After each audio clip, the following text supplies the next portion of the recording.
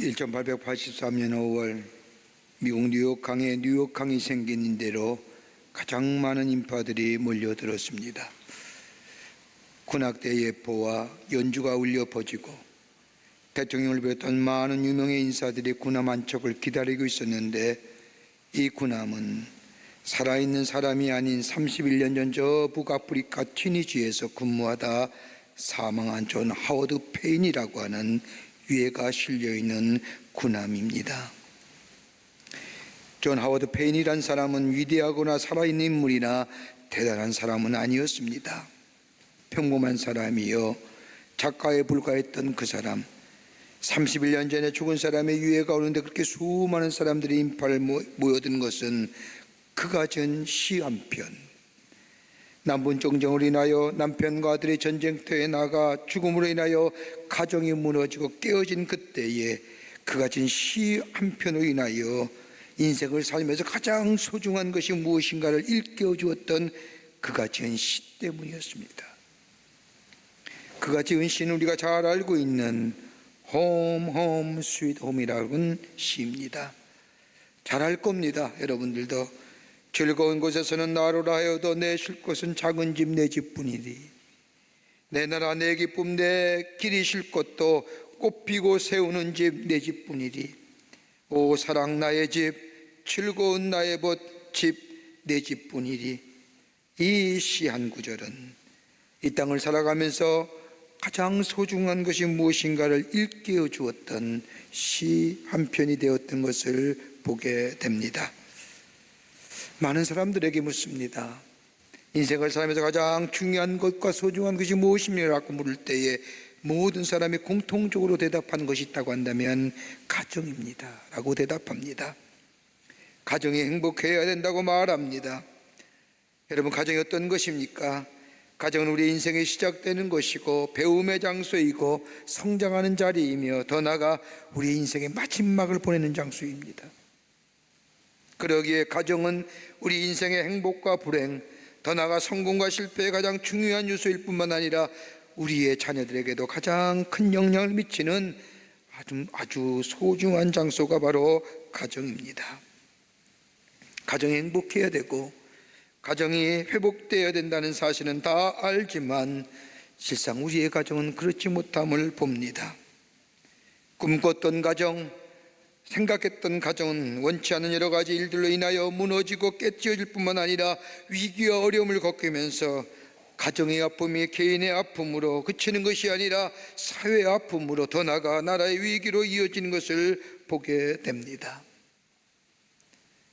혹지 않은 가정의 행복이 물질의 풍요로움을 누리며 원하는 대로 다 이루어질 뿐만 아니라 하나님이신 자녀들이 다 잘 되는 것, 이런 것이 가정의 행복이라고 이야기할진 모르지만, 그러나 가만히 우리의 가정을 들여다보면 이것이 우리 가정의 진실한 행복이 아님을 깨닫습니다.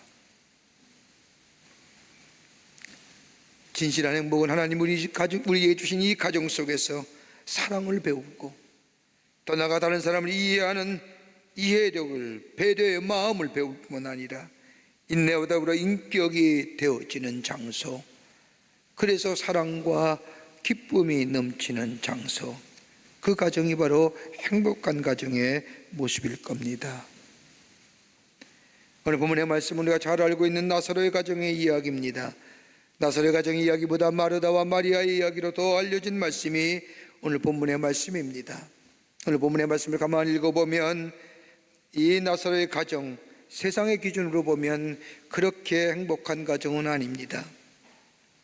전후의 말씀이나 요한복음에 나타난 말씀을 가만히 읽어보면 이 나사로의 가정, 부모에 관한 말씀이 없는 것을 보면 아마 일찍 부모를 여인 가정이고, 세 남매가 살았음에도 불구하고 결혼에 관한 이야기가 없는 게만 아직도 결혼하지 못한 가정이고, 그러기에 어려서부터 부모님을 여의고 삼남매가 서로 의지하며 살아왔음을 추정할 수가 있습니다. 이런 부모 없는 가정, 지지자가 없고 그리고 의지할 데 없는 세 남매가 세상 살아간다는 것, 그렇게 녹록지 않을 겁니다. 그렇지만 오늘 본문의 말씀은 우리에게 깨어지고 부서진 가정이라 할지라도 하나님이 만지시면 치유하시고 회복되어 복된 가정이 될 뿐만 아니라 많은 사람들에게 기쁨을 주는 과정, 그리고 그 가정 속에 안에 기쁨과 행복일 뿐만 아니라 하나님의 놀라운 역사를 체험하며 증거하는 정말로 하나님의 사명을 감당하는 가정이 되는 것. 여러분, 우리 내 가정, 위기와 어려움을 당하면서 가정의 존재가 흔들릴 뿐만 아니라 내 삶의 위기로 이어지는 우리의 가정들, 어떻게 하면 치유되고 회복될 뿐만 아니라 하나님의 살아계심을 증거하며 하나님 주신 축복을 누리며 증거하는 가정의 모습으로 세움받을 수 있을까요? 편안하신지요? 가정은 다 별 문제 없으세요? 우리 모두가 하나님의 은혜 안에서 온전히 치유받는, 회복되어지는 그런 놀라운 은혜가 있기를 간절히 소망합니다. 첫째는 예수를 섬기는 가정입니다. 오늘 누가복음 10장 38절 말씀을 보십시오. 그들의 길 갈 때 예수께서 한 마을에 들어가심에 마르다라는 이름하는 한 여자가 자기 집으로 영접하더라. 마르다가 예수님과 예수님의 제자들을 자신의 집으로 초청했다는 겁니다. 어떤 연유인지 모르지만은 길 가시던 예수님과 제자들을 자신의 집으로 초청하여 정성껏 대접했다는 겁니다. 예수님을 자신의 가정으로 모셨다는 거예요. 여러분, 우리의 문화를 보면 다른 사람을 우리의 가정으로 초청할 때는 몇 가지 이유가 있어서 초청합니다. 하나는 뭐냐? 내가 감사하고픈 사람이 있을 때 초청하지 않습니까? 또 나의 이익에 관련된 사람들, 또 하나 이유가 있다면 나의 필요를 채워줄 사람이 있으면 가정에 초청하여 정성껏 섬깁니다. 그런데 이 섬김도요, 우리 집의 형편이 괜찮을 때만 가능하지요. 어려운데 무슨 초청합니까?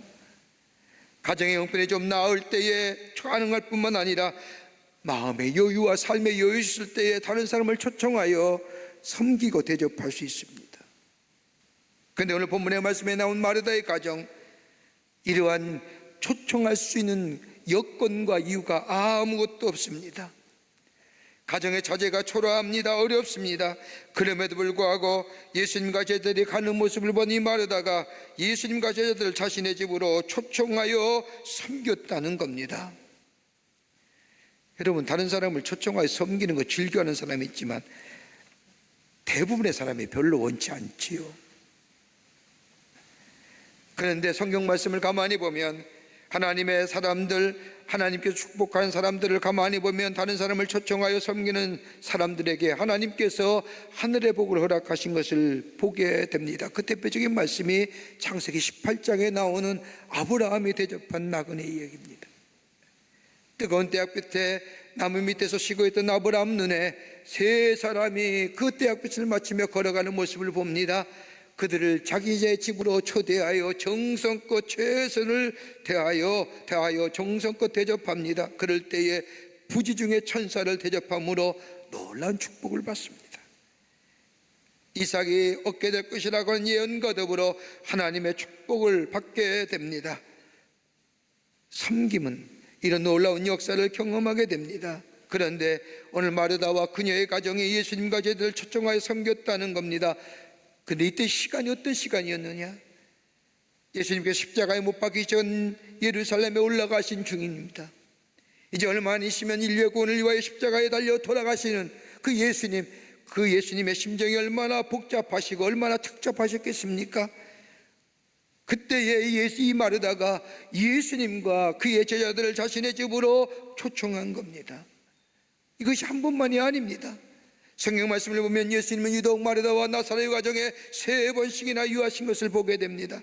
마태복음 8장 20절의 말씀을 보면 여우도 굴이 있고 공중에서도 거처가 있으되 인자는 머리 둘 것이 없다고 말씀하신 우리 예수님, 한 번도 저 예루살렘에 올라가셨다가 예루살렘에 유하신 적이 없고 거할 것이 없으면 감람동산에 쭈그려 앉아서 밤을 맺으셨던 우리 예수님, 그런데 유독 이 마르다와 나사로의 가정에는 3번이나 찾아가십니다.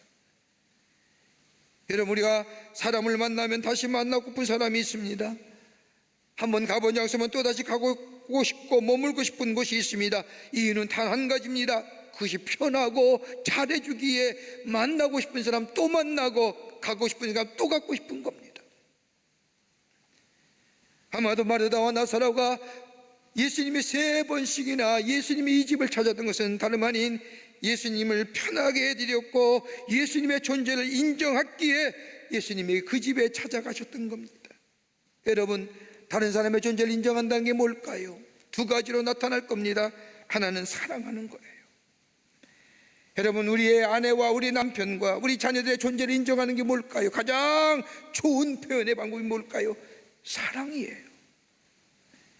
여러분, 요한복음 11장 말씀을 보면 나사로가 죽었을 때 예수님과 나사로의 가정의 관계를 가장 잘 나타내는 단어가 있는데 그 단어가 사랑입니다. 반복하여 나옵니다.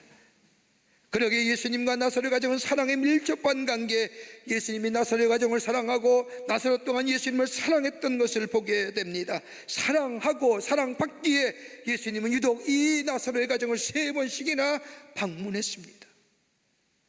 또 하나 이유가 있지요. 다른 사람을 귀한 존재로 인정해 준다는 것은 다름이 아니라 그의 말에 귀 기울이고 따라준다는 거예요. 여러분, 다른 사람의 존재를 인정해 주는 것, 우리 가정에서도 마찬가지 아닙니까? 남편이 아내의 존재를 인정해 주는 가장 좋은 게 뭘까요? 아내의 말에 귀 기울이는 거예요. 아내의 말에 귀 기울여 들어주는 거예요. 뭐 공초가 이렇게 집요, 이게 아니에요. 아내의 존재를 인정하기에, 남편의 존재를 인정해 주기에 남편과 아내의 말하는 것에 귀 기울이는 겁니다. 내가 하는 말 따라주는 겁니다. 그대로 믿고 행하는 겁니다. 예수님이 이 나사로의 가정을 찾아갔던 것은 다름이 아니라 예수님이 말씀하실 때에 이 나사로의 가정은 예수의 말씀을 믿고 그 말씀대로 행하였던 가정. 그러게 요한복음 11장의 말씀을 보면 나사로가 죽은 지 나흘이 지났음에도 불구하고 무덤에 돌을 가로막았던 그 돌, 예수님이 치유를 할 때에 그 말씀을 믿고 순종했던 것처럼 예수님의 존재를 인정했던 가정이기에 예수님은 3번씩이나 이 나사로의 가정을 방문했던 것을 봅니다. 여러분, 예수님이 머물고 싶은 가정이 이런 가정입니다.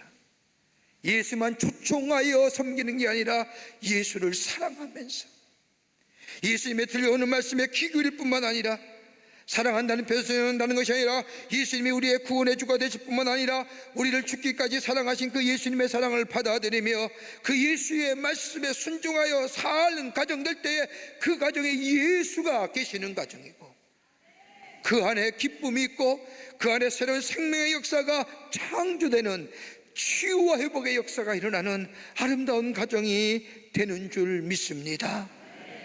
여러분, 예수님을 초청하여 섬긴다는 게 뭘까요? 사랑한다는 구체적 표현이 지금은 뭘까요? 다름이 아니라 예배하는 겁니다. 하나님 앞에 예배하는 겁니다. 예수님 앞에 예배하는 가정입니다. 주님을 사랑하는 가정의 모습일 겁니다. 말씀을 듣습니다. 그 말씀에 순종합니다. 그 말씀을 통하여 나를 바라봅니다. 예수의 말씀을 통하여 나를 생각하고 나를 바라보며 예수께 더더욱 나아가는 가정, 여기에 주님이 거하시는 가정이에요.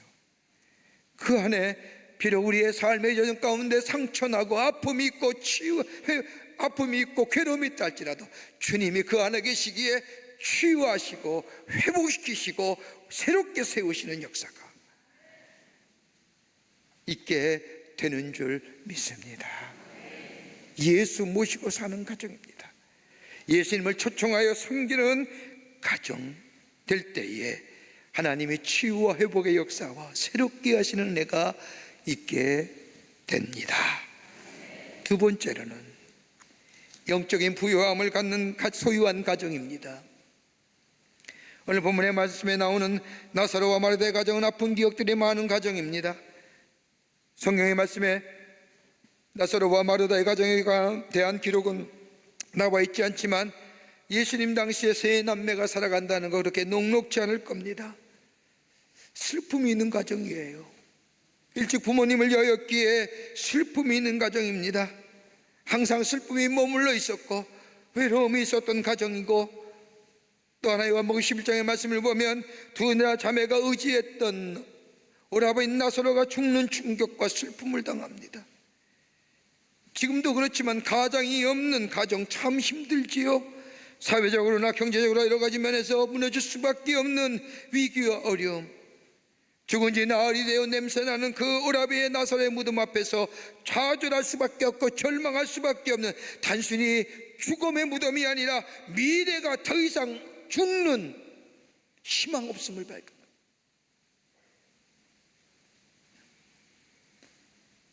그러기에 이 가정에 일어난 일들로 인하여 일찍 부모를 위하여 슬픔이 넘쳐나고 외로움이 채워졌던 가정, 절망과 좌절과 저거 미래의 어두움, 희망 없는 믿음, 그러기에 주변의 마을의 사람들이 나사렛 가정을 볼 때마다 슬퍼했다고 기록합니다.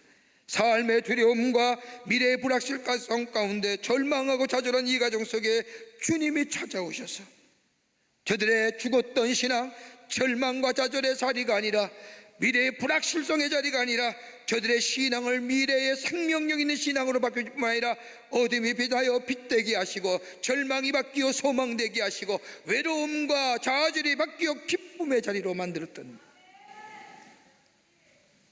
구원의 역사가 일어나는 거예요. 다 어때요? 마르다가 예수님을 초청했기 때문입니다. 그리고 섬겼기 때문입니다. 그런데 여러분, 성경 말씀을 가만히 보면 마르다는 흔히들 우리가 생각하기를 그냥 예수님을 섬기며 부엌에서 일만 하는 사람으로 오해하기 쉽지만, 여러분, 예수님을 길 가던 예수님을 알아보고 제자들 초청했다는 그 자체만 해도 영적인 여인이요, 더 나아가 뭐예요? 균형 잡힌 여인의 신앙의 모습입니다. 오늘 성경 말씀을 보십시오. 영적으로 예수님의 말씀만 듣고 있는 것이 아니라 섬김의 모습을 보여주었습니다. 굉장한 여인입니다. 균형 잡힌 여인입니다.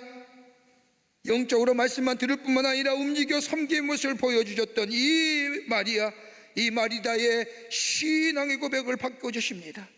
오라비 나사로가 죽은 지 나흘이 되어서 예수님이 이 마리다의 집에 찾아오자 원망합니다. 좀 더 일찍 오셨으면 우리 오라비가 죽지 않았을 터인데. 그러면서 요한복음 11장 21절의 말씀을 보면 이 마르다가 예수님 앞에 신앙 고백합니다. 주여, 그러하외이다. 주는 그리스도시요 세상에 오시는 하나님의 아들이신 줄 내가 믿나이다 라고 고백합니다. 여러분, 이 신앙 고백은요, 저 베드로가 가이사랴 빌립보에서 고백했던 신앙 고백과 견주할 만한 위대한 신앙. 주님만이 그리스도십니다. 구원자 되십니다. 하나님의 아들이십니다. 메시아입니다. 내가 그분을 믿음으로 내 안에 구원의 역사가 있음을 내가 믿습니다 라고 고백합니다. 여러분, 이 신앙의 고백은요, 단순히 지적인 동의만 있다고 해서 되어지는 게 아닙니다. 여러분, 성경 말씀을 가만히 보십시오. 귀신도 예수 압니다. 귀신도 예수 알아요. 그러나 귀신은 하나님의 말씀에 아무런 영향을 받지 않습니다. 여러분, 사람들도 예수에 관해 많이 압니다. 하나님의 말씀에 관하여 많이 압니다. 그러나 저들이 하나님의 말씀에 아무런 영향이 받지 못하고 아무런 능력과 힘이 되지 못하는 이유는 다름이 아니라 저들이 믿는 믿음의 고백 위에 실존적 고백이 없기 때문입니다. 지적의 동의만 있는 거예요. 오늘도 왜 우리 안에 하나님의 능력의 말씀이 나타나지 않습니까? 알지요. 예수 많이 압니다. 하나님 말씀 많이 합니다. 그러나 그 말씀이 내 말씀이 되어 내가 믿습니다. 예수가 나의 구원해주고 예수가만이 그리스도시고 메시아이며 나의 구원의 반석이 되었습니다라고 고백되어지는 실존의 믿음의 근거한 실존의 고백이 우리 안에 있어질 때에 그 말씀이 능력이 되고 생명의 역사가 있어지게 됩니다. 이게 없는 거예요. 믿음 위에 서서 신앙의 실존의 고백이에요. 주는 그리스도십니다. 세상에 오시는 하나님의 아들인 줄 내가 믿습니다. 내가 구원받을 죄입니다. 평범한 신앙이 아닌 생명의 신앙으로 바꾸어 주십니다. 생명력 있는 신앙으로 바꾸어 주십니다. 오라비가 살아났다는 그 사실보다 더 중요한 것은 하나님은 살아계시는구나, 하나님이 나와 함께 하시구나, 이 믿음이 삶의 고백으로 이어지고 그리고 주님 앞에 고백되어질 때에 저들의 미래의 불확실성이 두려움이, 좌절이, 절망이, 외로움이 사라지는 거예요.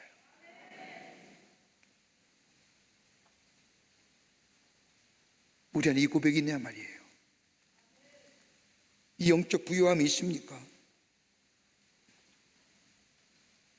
우리 가정을 사랑하시고 우리 가정이 어려워도 하나님이 함께 하실 것이고, 우리 가정이 하나님의 축복이 위해서 만들어주셨는데 하나님의 이 어려움 가운데서 계획이 있을 것이야 라고 하나님의 전능하심, 하나님의 살아계심, 하나님 나와 함께 하심, 이 고백이 우리 가정에 믿음으로 고백되어지고 실제로 고백되어지는 그 믿음의 영적 부유함이 우리 가운데 있냐 말이에요.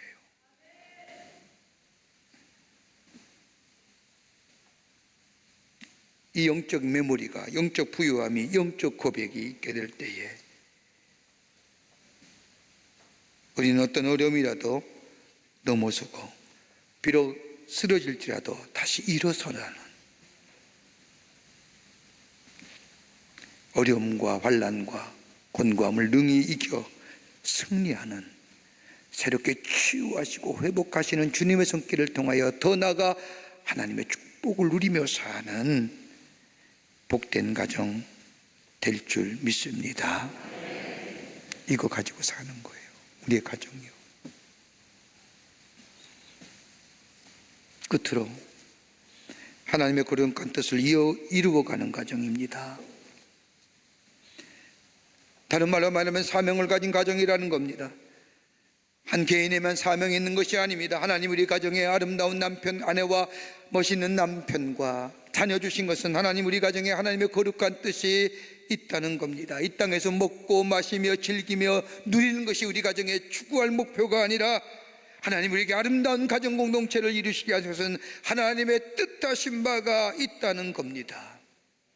여러분, 행복한 인생에 관하여 말할 때 대체로 5가지가 있으면 행복하다고 얘기합니다. 뭘까요? 돈, 물질, 명예, 이거 아닙니다. 하나가 뭐냐? 할 일이 있는 사람, 행복한 사람입니다. 무엇인가 할 일이 있다고 하는 사람, 여러분 여기에 열정이 있고 성취감이 있으며 성취감을 통한 기쁨이 있습니다. 여러분 피곤하다, 힘이 들다고 말하지만 할 일이 없는 사람, 할 일이 없는 무료한 사람, 이것처럼 불행한 사람 없습니다. 할 일이 있는 사람, 행복한 사람. 두 번째는 미래에 대한 기대감이 있는 사람입니다. 지금보다 미래가 밝을 것이라고 생각하는 사람. 비록 내가 지금의 경제는 어렵지만은 내년이면 나아질 거야, 차츰 좋아질 거야, 이 기대감 속에 사는 사람. 여러분 아무리 힘이 들고 어렵더라도 이 기대감이 없으면 못 사는 거예요. 세 번째는 사랑하는 사람입니다. 사랑이 있어야 합니다. 사랑 있는 사람, 사랑할 대상이 있는 사람입니다. 여러분 사랑할 대상이 있으면 행복합니다. 내 마음과 정성을 쏟아 사랑할 수 있는 무엇이 있어야 됩니다. 여러분 우리 가정의 행복의 원천이 되는 이유가 어디 있을까요? 사랑할 대상이 있는 겁니다. 누구요? 내 아내, 내 남편, 내 자녀. 신앙생활도 마찬가지지요. 왜 예수 믿으면 기뻐해야 됩니까? 왜 행복해야 됩니까? 사랑할 대상이 있잖아요. 누구요? 예수님이요. 또 하나 있다고 하는데 믿을 것이 있어야 하는, 믿을 것이 있어야 합니다. 믿음의 대상이 없는 사람은 불행한 사람입니다. 여러분 흔히들 우리가 듣는 이야기인데 세상 믿을 거 없어, 다 도둑놈이야, 세상에 믿을 사람이 없어. 여러분 이것처럼 불쌍한 사람의 고백이 어디 있습니까?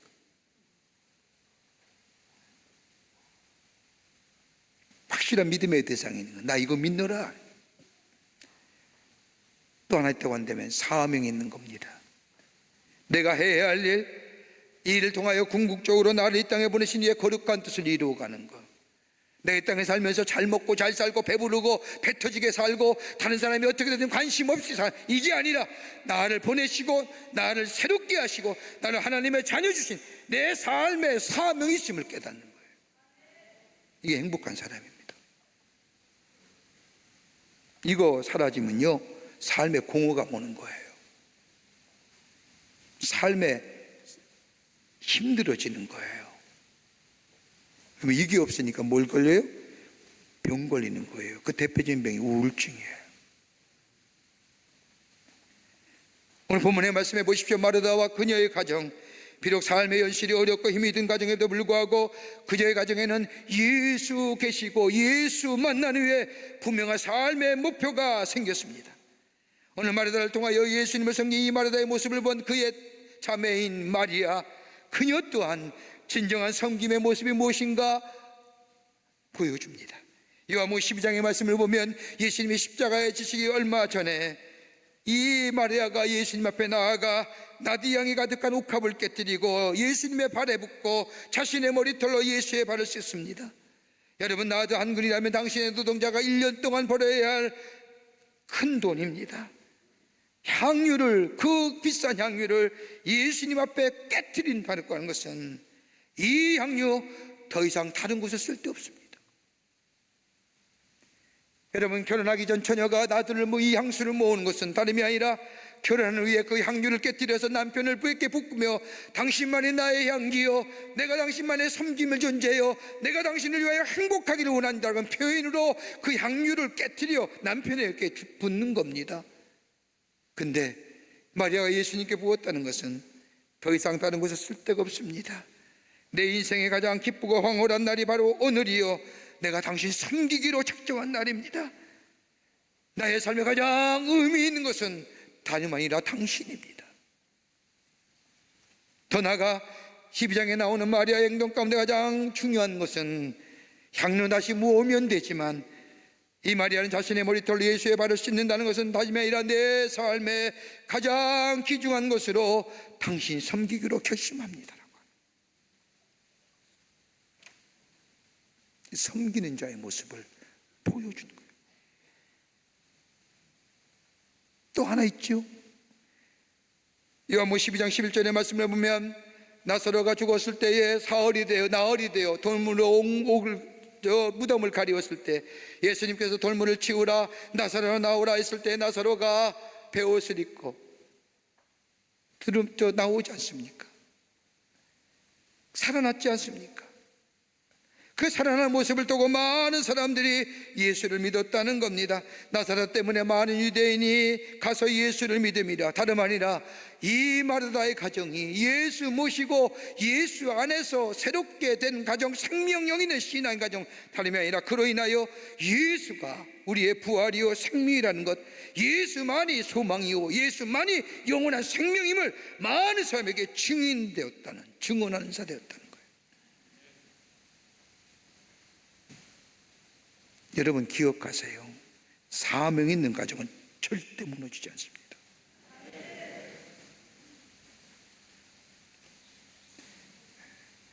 얼마 전에 한 간증의 글을 읽으면서, 집사님의 간증인데 은혜 받은 글이 하나 있습니다. 집사님이 아름다운 여인이었습니다. 어느 날 이 집사님만을 사랑한다고 끈질기게 따라다니며 고백하는 남성이 있어 이 남자가 이토록 나를 쫓아다니고 사랑하니까 저와 결혼하면 행복하며 살 수 있을 것이라고 생각하고 그 남자와 결혼합니다. 근데 결혼해 보니까 속은 거예요. 빚도 많고요, 도박도 하고 술 먹고 들어오기만 하면 가끔 폭행도 합니다. 결혼 생활하면서 고통스럽게 하는 거 다 가지고 있는 겁니다. 그래서 결혼 생활의 끝을 맺으려고 이혼하기로 마음을 먹고 이혼해가는 일들을 진행할 즈음에 이 집사님의 마음속에, 그래도 내가 예수 믿는 사람인데, 결혼할 때 기도하고 결혼했는데 내 인생에 왜 이런 일이 일어났을까? 한 번은 기도하고 그래도 남편을 위해 기도해보고 이혼하려면 하지라고 생각하고 기도하기로 정하고 시간을 정하여 남편을 위해 기도하기 시작합니다. 너무나 고통스러운 하나님 앞에 자신의 아픔을 그대로 토로합니다. 하나님, 왜 저런 남편 나에게 주셨을까요? 하나님, 왜 저 남자 변하지 않는 겁니까? 이렇게 자신의 결혼 생활과 함께 남편을 위해 간절히 기도하다가 은혜 받았습니다. 이때 이 집사님은 자신의 주변에 있는 집사님과 권사님들에게 기도 제목을 부탁하며 기도해 주세요, 기도를 요청했습니다. 그런데 1년일 기도해도 이 남편이 변하지 않는 모습을 보고 앞서 사신 인생을 살아온 권사님과 집사님들이 이구동성으로 얘기합니다. 저 사람과 살다가는 당신의 인생 없어. 저런 인간 안 변해. 변할 수가 없어. 빨리 이혼하고 빨리 새롭게 생활하는 게 집사님에게도 좋아. 이렇게 이야기하는 앞서 인생을 사신 집사님과 권사님에게 이 집사님이 기도한 후에 이렇게 얘기하더랍니다. 예, 맞습니다. 저 남자를 만나 결혼하여 생활하면서 내 인생 망가질 대로 망가졌습니다. 불행합니다. 고통스럽습니다. 그런데 그 가운데 제가 하나 깨달은 게 있습니다.